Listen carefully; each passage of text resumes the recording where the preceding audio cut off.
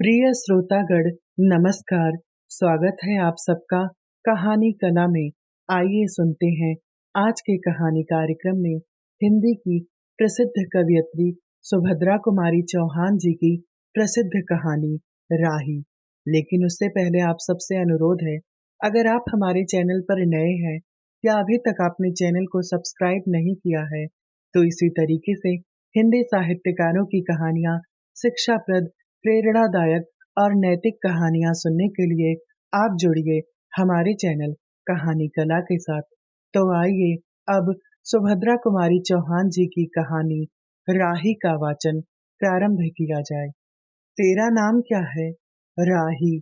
तुझे किस अपराध में सजा हुई? चोरी की थी सरकार। चोरी? क्या चुराया था? अनाज की गठरी। कितना अनाज था? होगा 5-6 सेर। और सजा कितने दिन की है? साल भर की। तो तूने चोरी क्यों की?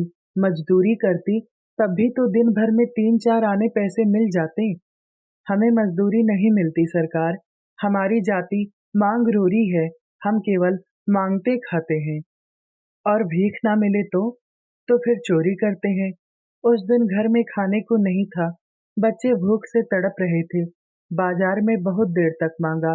बोझा ढोने के लिए टोकरा लेकर भी बैठी रही, पर कुछ ना मिला। सामने किसी का बच्चा रो रहा था। उसे देखकर मुझे अपने भूखे बच्चों की याद आ गई। वहीं पर किसी के अनाज की गठरी रखी हुई थी। उसे लेकर भागी ही थी कि पुलिस वाले ने पकड़ लिया। अनीता ने एक ठंडी सांस ली। बोली, फिर तूने कहा नहीं कि बच्चे भूखे थे इसीलिए चोरी की? संभव है इस बात से मजिस्ट्रेट कम सजा देता। हम गरीबों की कोई नहीं सुनता सरकार। बच्चे आए थे कचहरी में। मैंने सब कुछ कहा, पर किसी ने नहीं सुना। राही ने कहा, अब तेरे बच्चे किसके पास हैं? उनका बाप है? अनीता ने पूछा। राही की आंखों में आंसू आ गए। वह बोली, उनका बाप मर गया सरकार। जेल में उसे मारा था और वहीं अस्पताल में वह मर गया। अब बच्चों का कोई नहीं है। तो तेरे बच्चों का बाप भी जेल में ही मरा। वह क्यों जेल आया था? अनीता ने प्रश्न किया। उसे तो बिना कसूर के ही पकड़ लिया था सरकार। राही ने कहा। ताड़ी पीने को गया था। 2-4 दोस्त भाई उसके साथ थे। मेरे घर वाले का एक वक्त पुलिस वाले से झगड़ा हो गया था। उसी का बदला उसने लिया। 109 में उसका चालान करके साल भर की सजा दिला दी। वह वहीं मर गया।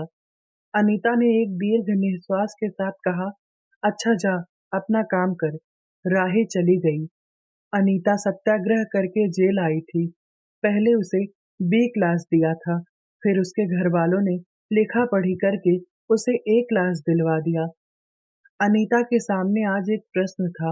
वह सोच रही थी कि देश की दरिद्रता और इन निरीह गरीबों के कष्टों को दूर करने का कोई उपाय नहीं है।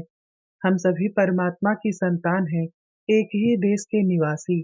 कम से कम हम सबको खाने पहनने का समान अधिकार तो है ही। फिर यह क्या बात है कि कुछ लोग तो बहुत आराम से रहते हैं और कुछ लोग पेट के अन्न के लिए चोरी करते हैं। उसके बाद विचारक की अदूरदर्शिता के कारण या सरकारी वकील के चातुर्यपूर्ण जिरह के कारण छोटे-छोटे बच्चों की माताएं जेल भेज दी जाती हैं। उनके बच्चे भूखों मरने के लिए छोड़ दिए जाते हैं। एक ओर तो यह कैदी है जो जेल आकर सचमुच जेल जीवन के कष्ट उठाती है, और दूसरी ओर है हम लोग जो अपनी देशभक्ति और त्याग का ढिंढोरा पीटते हुए जेल आते हैं। हमें आमतौर से दूसरे कैदियों के मुकाबले में अच्छा बर्ताव मिलता है, फिर भी हमें संतोष नहीं होता। हम जेल आकर ए और बी क्लास के लिए झगड़ते हैं। जेल आकर ही हम कौन सा बड़ा त्याग कर देते हैं? जेल में हमें कौन सा कष्ट रहता है, सिवाय इसके कि हमारे माथे पर नेतृत्व की सील लग जाती है। हम बड़े अभिमान से कहते हैं, यह हमारी चौथी जेल यात्रा है या हमारी 5वीं जेल यात्रा है, और अपनी जेल यात्रा की किस्से बार-बार सुनाकर आत्मगौरव अनुभव करते हैं। तात्पर्य यह है कि हम जितने बार जेल जा चुके होते हैं, उतनी ही सीढ़ी हम देशभक्ति और त्याग में दूसरों से ऊपर उठ जाते हैं, और इसके बल पर जेल से छूटने के बाद कांग्रेस को राजकीय सत्ता मिलते ही हम मिनिस्टर, स्थानीय संस्थाओं के मेंबर और क्या-क्या हो जाते हैं। अनीता सोच रही थी, कल तक जो खद्दर भी ना पहनते थे, बात-बात पर कांग्रेस का मजाक उड़ाते थे, कांग्रेस के हाथों में थोड़ी शक्ति आते ही वे कांग्रेस भक्त बन गए, खद्दर पहनने लगे, यहाँ तक कि जेल में भी दिखाई पड़ने लगे। वास्तव में यह देशभक्ति है या सत्ता भक्ति? अनीता के विचारों का तांता लगा हुआ था। वह दार्शनिक हो रही थी। उसे अनुभव हुआ जैसे कोई भीतर ही भीतर उसे काट रहा हो। अनीता की विचारावली अनीता को ही खाए जा रही थी। उसे बार-बार यह लग रहा था कि उसके देशभक्ति सच्चे देशभक्ति नहीं वरन मजाक है। उसे आत्मग्लानि हुई और साथ ही साथ आत्मानुभूति भी। अनीता की आत्मा बोल उठी, वास्तव में सच्ची देशभक्ति तो इन गरीबों के कष्ट निवारण में है।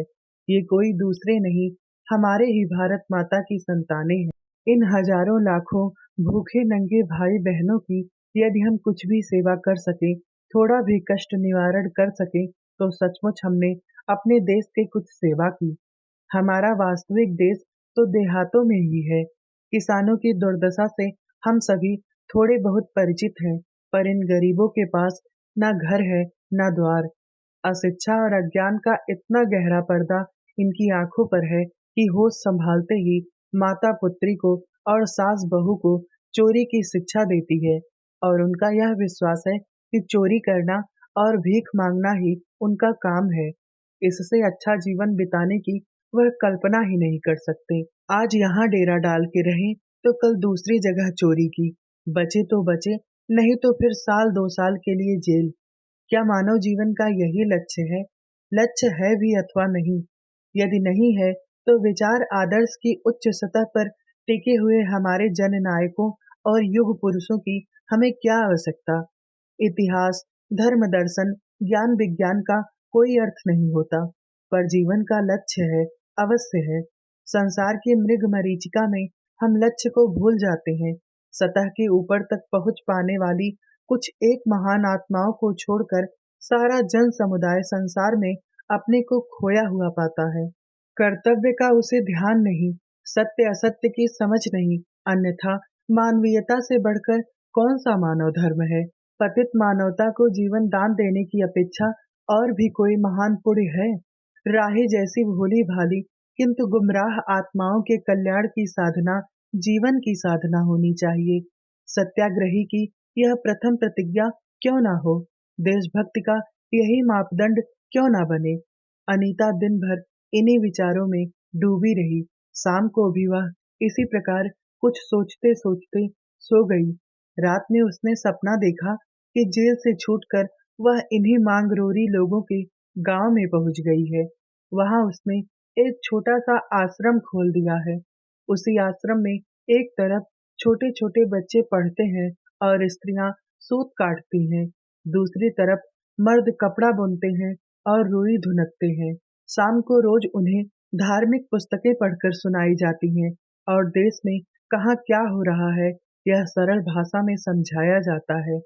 वही भीख मांगने और चोरी करने वाले आज आदर्श ग्रामवासी हो चले हैं। रहने के लिए उन्होंने छोटे छोटे घर बना लिए हैं। राही के अनाथ बच्चों को अनीता अपने साथ रखने लगी है। अनीता यही सुख स्वप्न देख रही थी। रात में वह देर से सोई थी। सुबह 7 बजे तक उसकी नींद ना खुल पाई। अचानक स्त्री जेलर ने आकर उसे जगा दिया और बोली, आप घर जाने के लिए तैयार हो जाइए। आपके पिता बीमार हैं। आप बिना शर्त छोड़ी जा रही हैं। अनीता अपने स्वप्न को सच्चाई में परिवर्तित करने की एक मधुर कल्पना लेकर घर चली गई। तो यहाँ आपने सुना हिंदी की प्रसिद्ध कवयित्री सुभद्रा कुमारी चौहान की एक प्रसिद्ध देशभक्ति की भावना से भरी हुई कहानी राही। इसी तरीके से हिंदी साहित्यकारों की अन्य कहानियाँ शिक्षाप्रद, प्रेरणादायक व नैतिक कहानियाँ सुनने के लिए आप जुड़िए हमारे चैनल कहानी कला के साथ। इतने समय तक हमारे साथ बने रहने के लिए आप सभी लोगों का बहुत बहुत धन्यवाद। मिलते हैं अगली किसी कहानी में।